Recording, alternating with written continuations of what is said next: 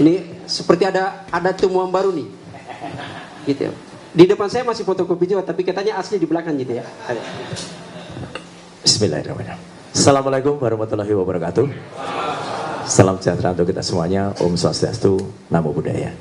Pertama-tama terima kasih atas kehadiran seluruh rekan-rekan media, baik media mainstream maupun YouTube dan alternatif, juga kepada Saibul Bait kita, ya, pemilik kantor pengacara Pak Ahmad Yani, terima kasih, dan kepada seluruh tim kuasa hukum bidang litigasi di bawah Pak Petrus Celestinus dan juga non litigasi di bawah Pak Ahmad Kosinudin. Saya update saja, ya, alhamdulillah hari ini Senin, ya, 14 Juli 2025 sudah banyak sekali perkembangan yang ada. Dan alhamdulillah juga tadi disebutkan oleh Bang Ahmad Kosinudin, kami mendengar bahwa ada konon, sudah ada, bukan konon ya, karena diumumkan langsung oleh Kabid Humas Polda Metro Jaya, Pak Kolonel Ari, bahwa sudah naik status penyidikan hanya dengan menggunakan fotokopi. Clear. Kenapa saya mengatakan menggunakan fotokopi? Tidak pernah ada bukti, baik visual, video, tayangan maupun bukti yang langsung, kehadiran Joko Widodo ke Polda Metro Jaya menyerahkan yang asli. Dia pernah datang membawa sebuah map, dan map itu ditekuk-tekuk. Ditekuk-tekuk. Kalau ditekuk-tekuk jelas tidak mungkin itu ijazah asli, karena ijazah asli itu kaku sekali dan mapnya adalah map yang sangat tebal, map kulit. Memang pernah ada seseorang bernama Wahyudi mengantarkan yang konon, nah ini saya harus sebut konon karena penampakan nggak pernah kelihatan. Konon sebuah ijazah dalam tanda kutip ke Mabes Polri, ke Baris Krim, itu ada orang. Tapi kemudian hanya beberapa hari dikembalikan tanpa disita.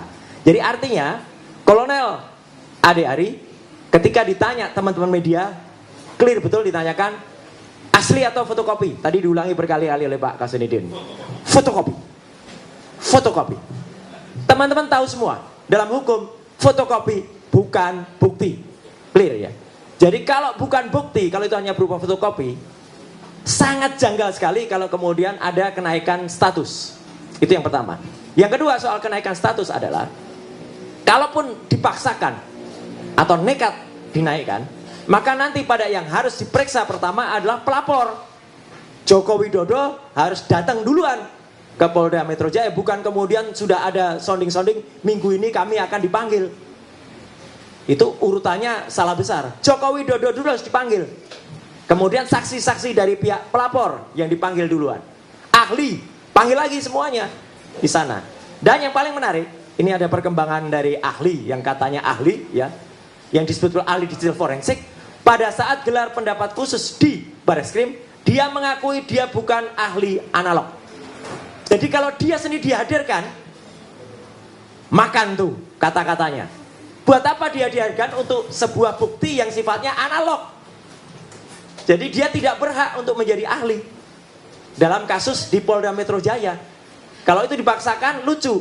Dan dia waktu itu di Baris Krim, sebenarnya kami waktu itu bisa menolaknya karena dia tidak mendapatkan surat tugas.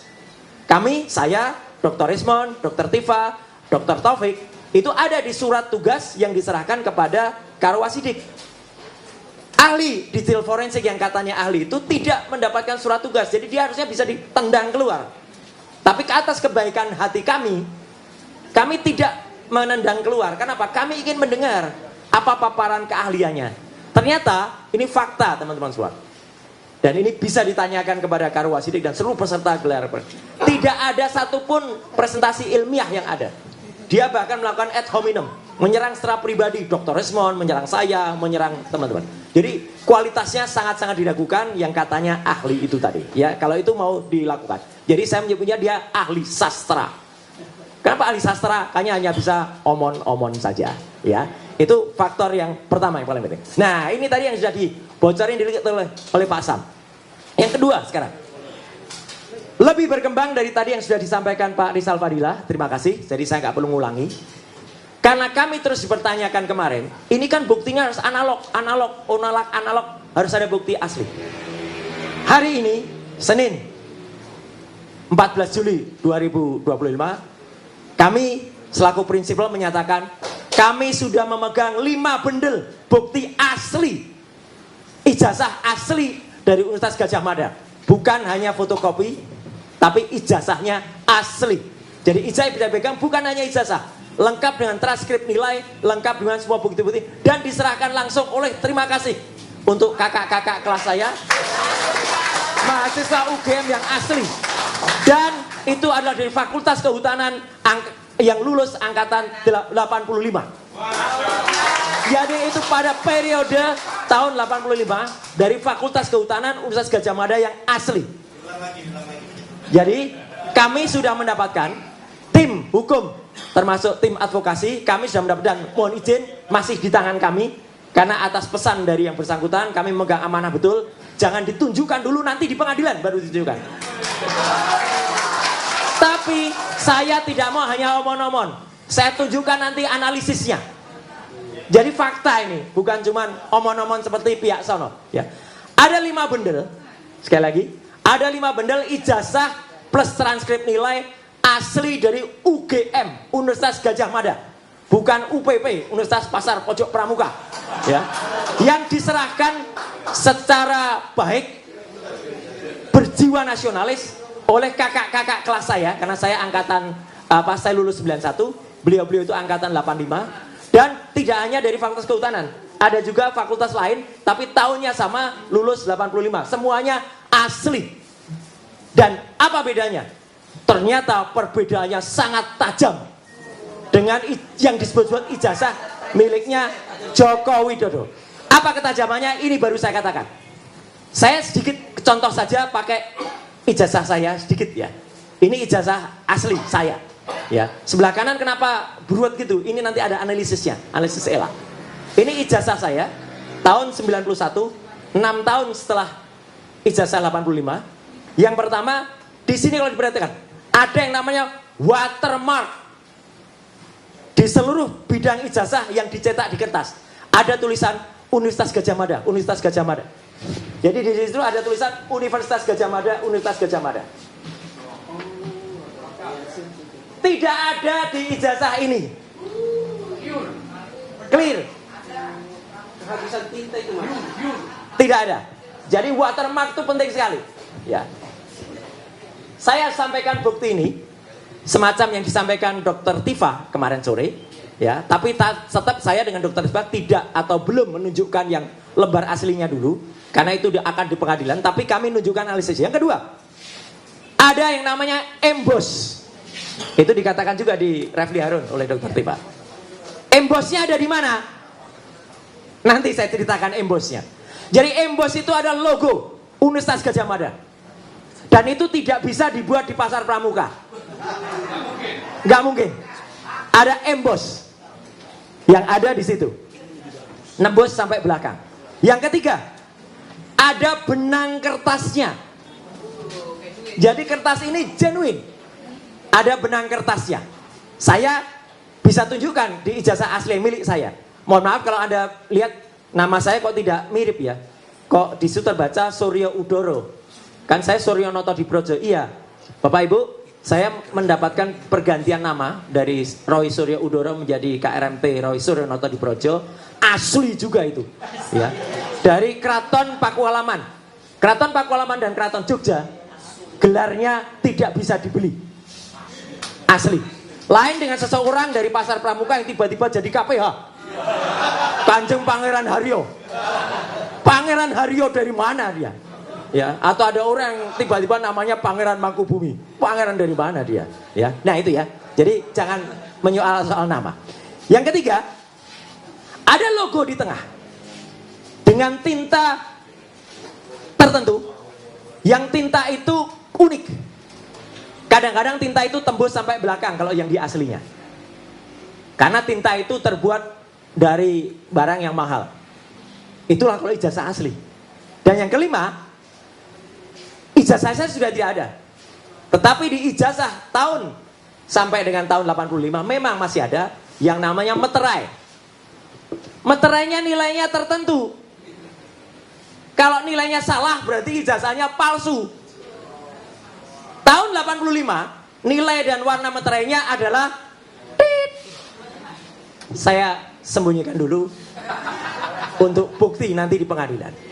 Nah, jadi teman-teman semua, ada 5 kategori perbedaan ijazah asli milik 5 bundel sahabat-sahabat, maaf, kakak-kakak kelas saya alma mater, yang se-alma mater Universitas Gadjah Mada, yang sekali lagi terima kasih kakak-kakakku, Anda telah benar-benar dan ini undangan juga terbuka untuk semua aktivis, semua alumnus Universitas Gadjah Mada.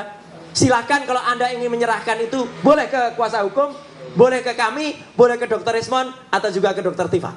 Ya, gitu. Kami akan simpan sebaik-baiknya dan kami akan rawat sebaik-baiknya. Nah, sesuai dengan janji saya kepada mereka, saya lakukan juga uji ELA. Jadi ini sekaligus jawaban teman-teman semua. Ada seorang yang katanya ahli, tapi tidak bisa mengatakan, dia hanya nggak bisa aja pakai ELA, tapi dia bilang ELA tuh nggak bisa untuk uji digital. Mas, ngaku aja kamu nggak bisa lakukan ELA. Topi merah itu adik kelas saya, ya. Itu pun bisa melakukan ELA, gitu. Error level analysis. Error level analysis itu artinya apa, teman-teman? Adalah kita menguji ijazah atau apapun, kalau itu terdapat rekayasa atau terdapat penambahan, itu akan error pada bidang gambarnya. Tolong perhatikan ijazah saya ini, teman-teman semua. Ini adalah ada tulisan ijazah. Kalau di ELA, di sini masih ada sisa tulisan IJA, masih ada. Masih ada juga logo UGM. Masih ada juga bagian foto saya. Masih ada juga tanda tangan dari rektor. Masih ada juga watermark, embossnya sebenarnya masih ada. Di ELA kelihatan. Inilah ijazah yang disebut milik Joko Widodo di tahun 85. Maaf. Kelihatan gak bedanya, teman-teman semua? Ini gambar jelas yang masih ada tulisannya. Ini kita cari tulisan ijazah aja gak ketemu. Logo aja gak ketemu. Bahkan mana gak ketemu. Artinya ini adalah gambar yang sudah hasil rekayasa. Pak intelijen Pak Rajasa sangat paham. Ini adalah ijazah saya secara full. Kalau secara ELA masih, maaf gini kebalik, jelas sekali, bahkan legislasinya aja masih kelihatan. Ini tulisan ijazah, ini logo, ini foto saya ada di sini. Sekarang ini miliknya Joko Widodo. Mana ada kelihatan?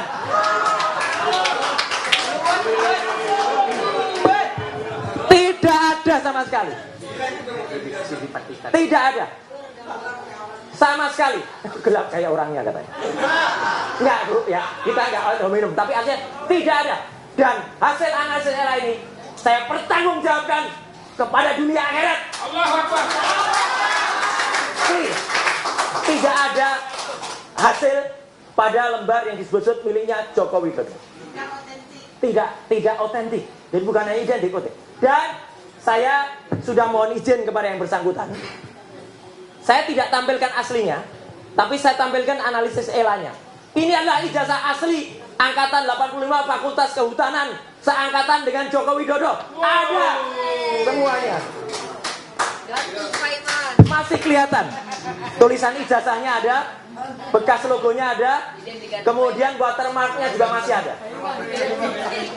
Ya, yang 5 juga sama. Yang 4 lainnya juga sama. Aslinya ada.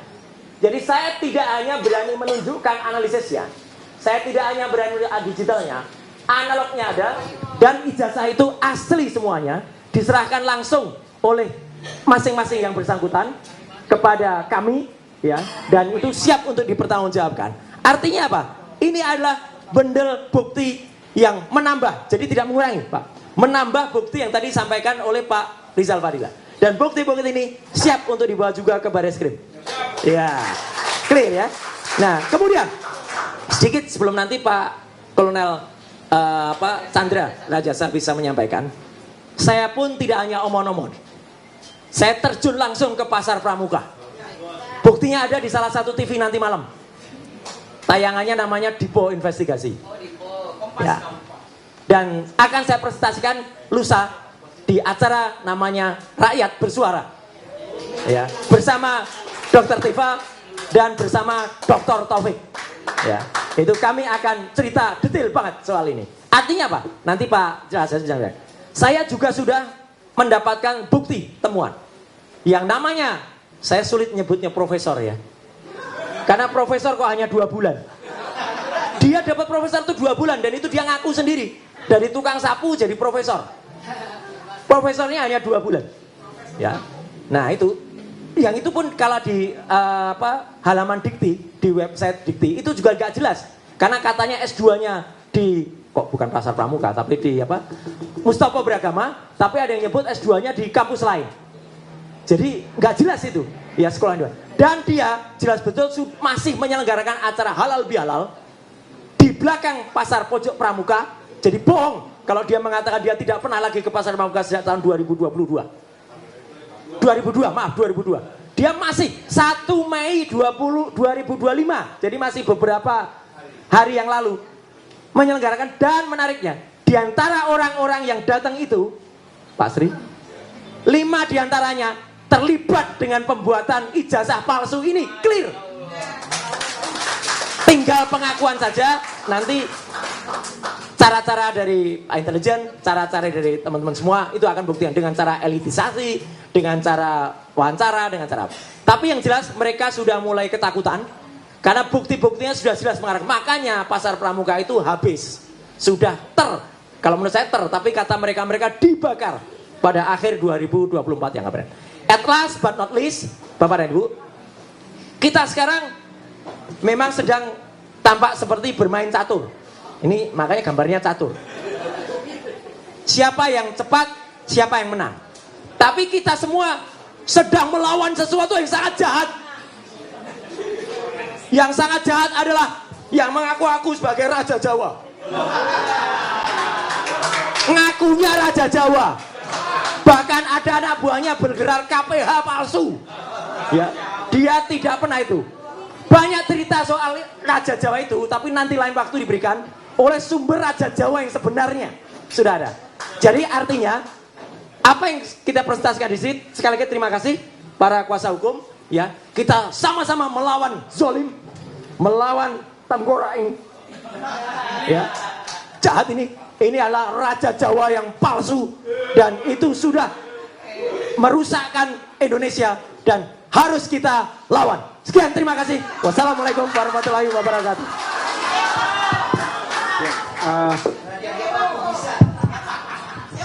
Ini saya agak bingung nih.